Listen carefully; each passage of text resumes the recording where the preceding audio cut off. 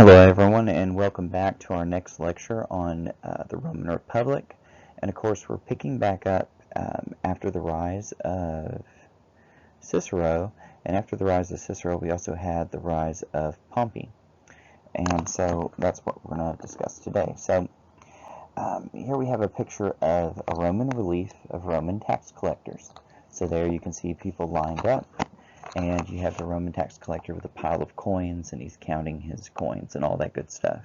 So the Romans were very good about doing something called the census, where they would count how many people were within an area and see where their property was, and also about collecting tax revenues, which is very important when you're talking about public works projects, free food for the Roman citizens, building roads, and of course funding the Roman legion.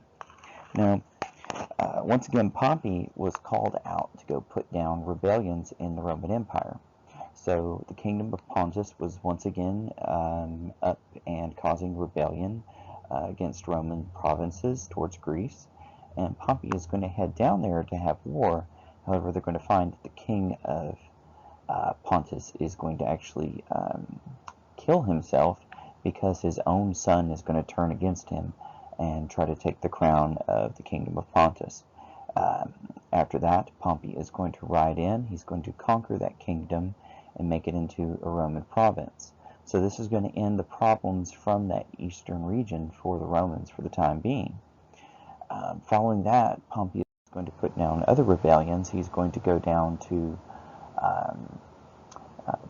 Israel, and while in Israel, he's going to go inside of Jerusalem, and he's going to slay a lot of the Jewish people there. And of course, this is before the time of Jesus, but not too long before that.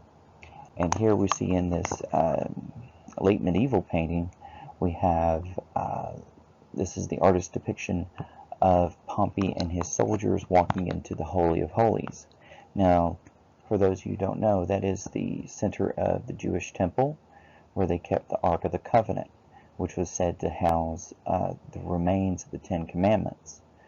And Pompey was blown away, apparently, when he went inside, because he was expecting to see grand images of the Jewish God and statues and paintings, but that's against Jewish law to have images of God.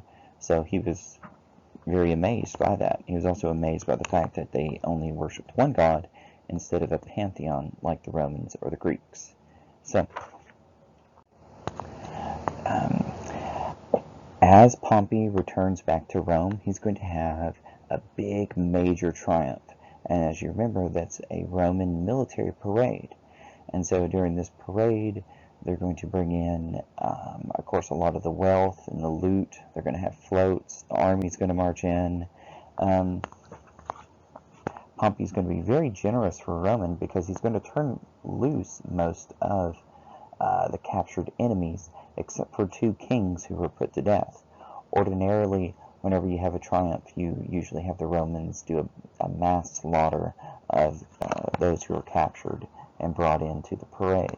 But once again, we see that Pompey is a very successful military leader, but like he was with the pirates in our earlier lecture, he's going to be very lenient, and he's going to allow them to go home in acts of mercy.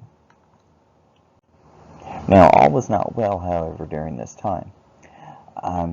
There was a lot of political turmoil, and a lot of that had to do with the fact that since the armies were taking over Rome in the past, as we've seen before, there wasn't a lot of respect for the government in place. It was seen to be very weak.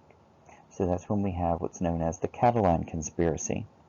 So here we have a painting of this fellow named Catullus, and what he's going to do is he's going to be known for getting a lot of young Romans who don't really have anything going for them, and he's going to come up with a plot in order to become consul within the Roman Empire, and then him and his friends were going to loot their own home, Rome. This plot is going to be discovered, and so as it's discovered, Catiline is going to come up with a plot to maybe burn the city down, loot what they can, and essentially just raid their own living space and their own neighbors. This is going to be ferreted out, and he's going to be called out on this in the floor of the Senate by Cicero, who once again is going to display his skills as an orator and a lawyer. And as you see here in this famous painting, on the very far hand right, there's the young Catullus, and everyone is moving away from him as Cicero is essentially calling him out in front of everyone, giving him a good browbeating, to which Catullus is going to leave Rome. And as he leaves Rome, he's going to join an army and turn it against Rome, and then he'll die in battle, and that'll be the end of that. Now, this is going to be a time of great popularity for Cicero. People are going to call him the father of Rome. They're going to give him many honors. People are going to praise him in the streets. And this is another one of those times when you're going to have the Roman patriarchs become fearful that a common man may try to become king of Rome. Now, as we'll find out later, that's the furthest thing from Cicero's mind. He was very self-absorbed, he was very vain, but he strongly believed in the Republic. So they're going to realize this and bestow upon this commoner a great deal of respect, but at the same time, the upper class is not going to quite trust him. Now, as we return back in our next lecture, we're going to see more on Pompey, but we're also going to discuss the rise of Caesar, Julius Caesar, and the triumvirate, as we call it. And I'll talk to you later. Goodbye.